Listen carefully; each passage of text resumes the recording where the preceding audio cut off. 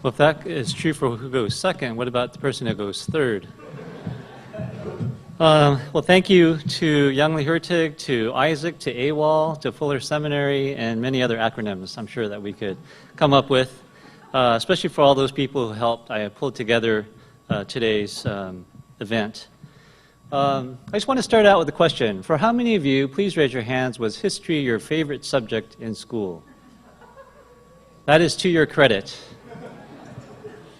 For do we not serve a God of history, right? What I want to do today is offer some brief reflections on Asian American religious history, and I'm going to draw that primarily from a book that I recently published. And it's not really my effort to be self-promoting, but historians are extremely slow. It took me 10 years to write this book, so I figured I should at least say something about it, because who knows when the next one will come out. So basically, the book that I've written is a conversation that primarily deals with two literatures. One is kind of ethnic studies and Asian American studies, which is interdisciplinary in nature. And the other audience or literature that I'm really engaging is American history. And within that, really American religious history. So those are the kind of two audiences that I am talking about. And that's the cover of the book. And what I want to do today is do three things.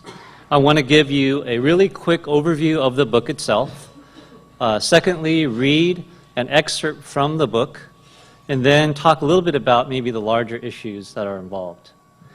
In terms of the overview, the book is called Contentious Spirits, and essentially is a history of Protestant Christianity among Korean Americans in the early part of the 20th century, roughly 1900 to 1945, in Hawaii and California. The community was about 10,000 people, many of who came as laborers to the sugarcane plantations and as picture brides. If I can get the next slide. Let's see. Okay. I'll just keep going. The community was about 10,000 people. And essentially, Korean Americans operated within a transnational network set up against the global capitalism and both imperialism in terms of U.S. history.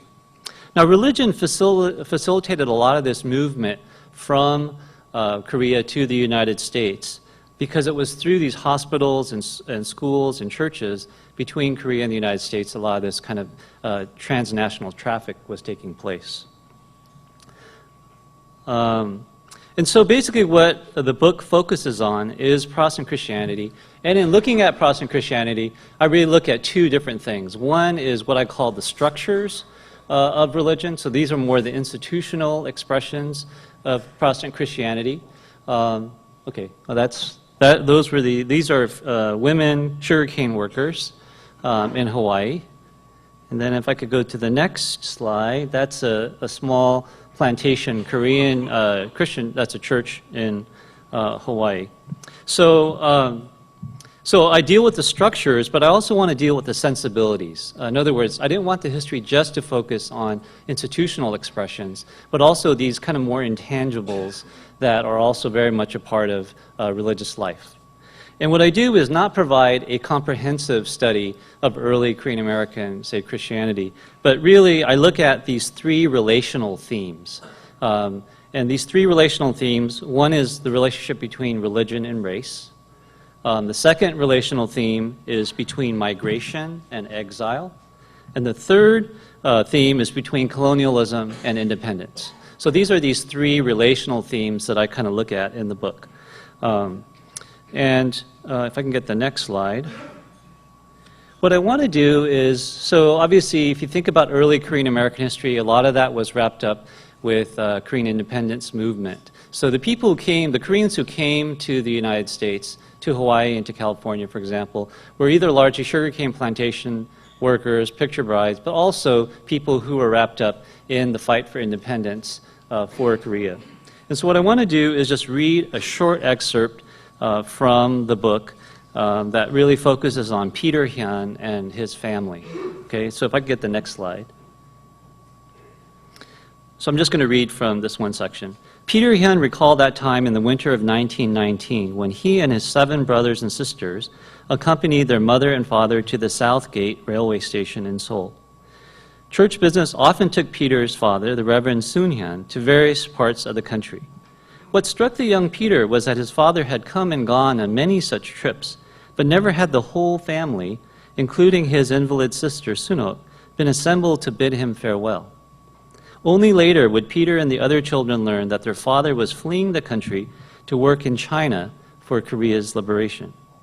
It would be a year before Maria Hyun somehow snuck herself and her children across the border to join her husband and other Koreans who had set up the provisional Korean government, exiled in the French quarter of the city of Shanghai. According to Peter Hyun, his father used his position as a leading Methodist minister to take part in the planning of the national uprising that galvanized the independence movement in Korea and abroad. On March 1st, 1919, Koreans declared their independence through the rallying cry Manse and the display of Korean flags in a massive, well-planned, and peaceful demonstration that caught the Japanese colonial government by surprise. Peter remembered, "The awesome chants of the surging crowd still rings in my ear. It was Seoul, Korea, March 1st, 1919. I was 12 years old. Countless thousands of Koreans, men and women, young and old, defying the Japanese police, poured out onto the streets of Seoul and shouting and dancing, proclaimed their national independence." Now, Hyun, as a preteen, did not heed his mother's wishes and stay inside the house, but he actually went out. And when he went out, he got swept up into the street by demonstrators. They passed the Methodist church that his father had served and the American Tennis Club, where he had seen people play the strange-looking game. He walked with a group of women students from Ihwa, Protestant Missionary College for Women. Thousands of people had gathered in the center of the city, taking part in the display of nationalism. But Hyun's pride quickly turned to horror when he saw the Japanese mounted Marines charge into the crowd with sabers slashing to and fro. He managed to get to the fringe of the mass and ran back home as fast as he could, shaken physically and emotionally by what he had witnessed. He worried about the college students he had walked with and wondered about the fate of so many others that he had seen that day. Now, this eyewitness account about the momentous events of March 1st contain clues about the nature of religion in Korean American history. The first has to do with the theme of migration and exile. Now, Peter Hyun and his family had left for Korea, for China, and then Hawaii, as I was saying, right? So they went from Korea to China, then to Hawaii. But what we don't see in the story is that Peter had already traveled with his family across the Pacific to Hawaii and back by the time he was 12 and had taken part in these events. Born in 1906 on the island of Kauai, the U.S. territory of Hawaii, Peter may have been the first Korean American male born on the island. The Reverend Hyun and his wife Maria had arrived in Hawaii in 1903 and helped establish churches there through the Methodist missionary networks, both in Hawaii and in Korea. His work at the Methodist missionary circles enabled him to accompany Koreans to Hawaii and eventually led him back to Korea, but then in another turn, he would actually go back again to Hawaii, where he spent a lot of his ministerial career. If I get the next slide. There you see Peter Hyun and actually the Reverend Soon Hyun and their family. Now, religion is another key element that emerges in these stories. Protestant Christianity directly influenced Peter's sense of nationalism. Christians accounted for 16 of the 33 signers of the Korean Declaration of Independence. And many of the international students from Korea who studied and labored in the U.S. returned to assume prominent positions in places like the YMCA and other church-related endeavors. Peter Hyun's experience also indicates how religion infused the lives of the Hyun family. The Reverend Hyun traveled throughout Korea, China, and the United States, laboring both for the church and for his homeland. And his position as a superintendent of the Methodist Sunday schools in Korea allowed him a freedom of travel that wasn't really allowed to other people. And through those networks, he actually helped mobilize this demonstration that took place. So March 1st stands as a symbolic marker for modern Korean independence against Japanese colonialism. And it set into motion a greater sense of nationhood among Koreans in Korea, but also for those outside the peninsula. So the Hyun family's trans-Pacific crossings reveal the machinations of American capital in search of cheap labor, which is the reason why Soon and Maria Hyun went to Hawaii in the first place. But also, it's also fitting that religion fits into the industrialists who were in charge of this American colony because they themselves were the children of missionary descendants that had gone to Hawaii. So there's this kind of way in which all these things fit together. So that was my attempt to kind of give you just a quick excerpt from the book. Now I just want to, in the few minutes I have left, raise a few of issues maybe of larger significance. The first is religion and racial formations in the United States. I think this is probably pretty obvious, but basically I think that when we think about religion and race, we often think about them separately. And I want to argue that actually that we should think about them together, because you can't think about race in the United States without thinking about religion. But in the same way, if we think about religion, we should also think about race, because there's this kind of relationship that goes between the two. One obvious example might be Gary Nash's book called Red, White, and Black, which talks about kind of colonial America and this kind of interaction.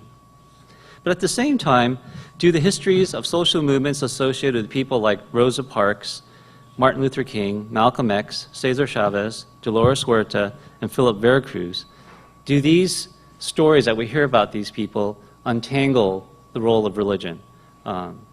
If I get the next slide. What's interesting is that for many years I taught this course called American Religious History. And increasingly, this was an undergraduate class, and it was a survey of kind of the role that religion played in American history. And so I would do the survey at the beginning of each of my classes, and I would ask people kind of what their experience was with religion. And increasingly, more and more of my students had actually no religious experience at all. They came from households where there wasn't any kind of religious affiliation. So when they heard biblical references in our culture and literature, they didn't really pick up on those things. And so a lot of these students were actually really shocked to find out that Martin Luther King was a Baptist minister. Right? Not only was he a Baptist minister, but he was a son and a grandson and a great-grandson of Baptist ministers, right? So it's amazing to me that you could have a sense of civil rights, and we have a national holiday, but yet people still don't seem to make the link that he actually was a Baptist minister, and that when he talked the way he did, he was making biblical references, right, and those kinds of things. A second, if I get the next slide, those of us who live in California would recognize Cesar Chavez and the United Farm Workers and the labor movement that he was a part of. But how many of us, when we think about Cesar Chavez, especially school children, think about his deep Catholic spirituality that really informed what he did in the movement? He integrated that spirituality into the movement that he was a part of through, for example, the popular devotion to Our Lady of Guadalupe, right, which was very much a part of kind of the movement that he was doing. So that's one of the things I want to talk about, that we need to think about this relationship between religion and race.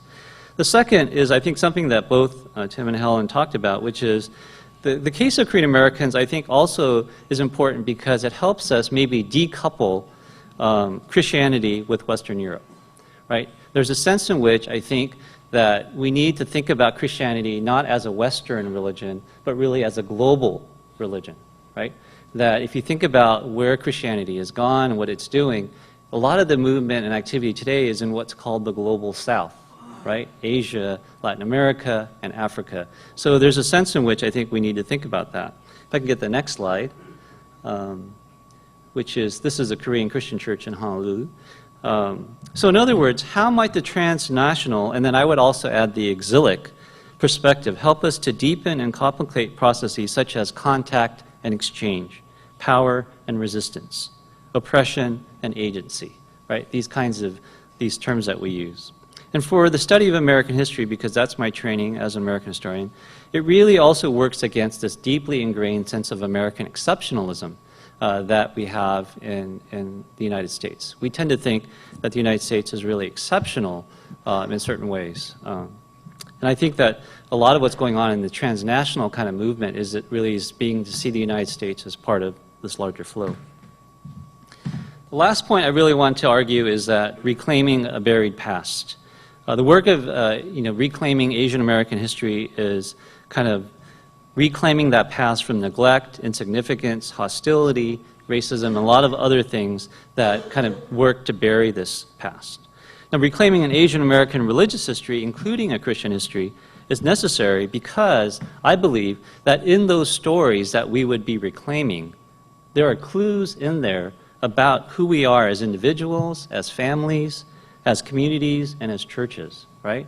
So the saying is, how can we know where we're going if we don't know where we're coming from, right?